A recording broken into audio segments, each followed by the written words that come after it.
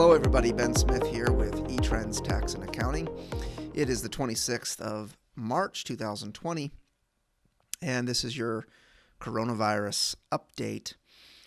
The Senate has been moving, and the government in general has been moving very quickly in the last couple weeks to provide relief to the country for the economic toll that this coronavirus has taken. And with that speed, we've now hit kind of a little lull in that speed. It's not really a lull. The Congress is still working at breakneck speed. But last night, the Senate passed their stimulus bill. It's a $2 trillion bill, and sent it down to the House. And the House doesn't plan on voting on a bill until tomorrow, which is Friday. Now, that's really fast, but there's a lot of people, me included, who are kind of saying, well, what is this actually going to look like? And for them, this feels a little bit like a stall.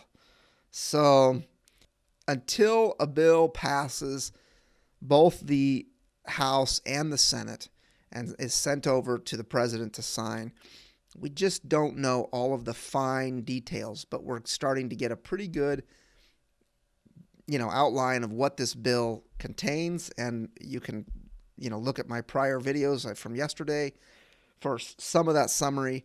Let me quickly summarize a few things again. I won't cover everything, but some things I haven't mentioned. One, it does look like the self-employed will qualify for unemployment benefits for this time period, which is unprecedented. They haven't paid into the any unemployment insurance. And yet they will be covered with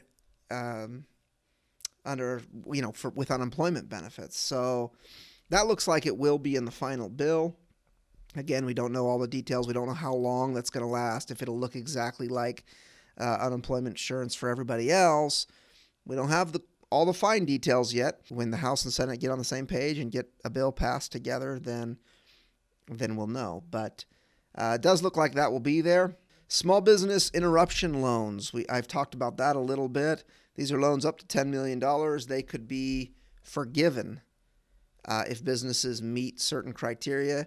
And those criteria looks like it's going to be around employment, right? So if a small business maintains their workforce, at some point there will be a forgiveness clause. There'll be a point where they can be forgiven from those loans.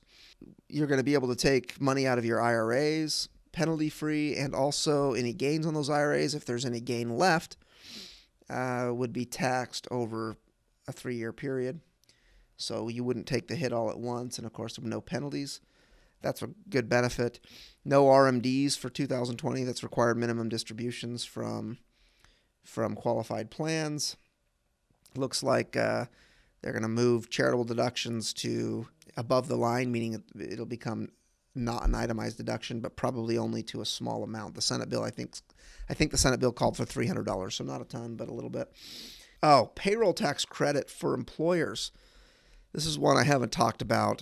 The Senate bill has a $10,000 payroll tax credit for each employee.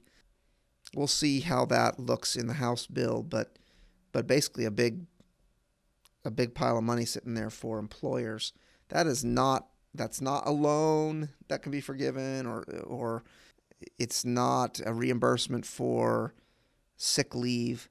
It is a separate benefit, just simply a credit to employers for having employees. Extensions of time to file payroll taxes. NOL carrybacks look like they might come back. At least that's in the Senate bill. So that's there. And a suspension of student loan payments for 6 months, as well as the accrual of interest. So no interest on those loans for 6 months.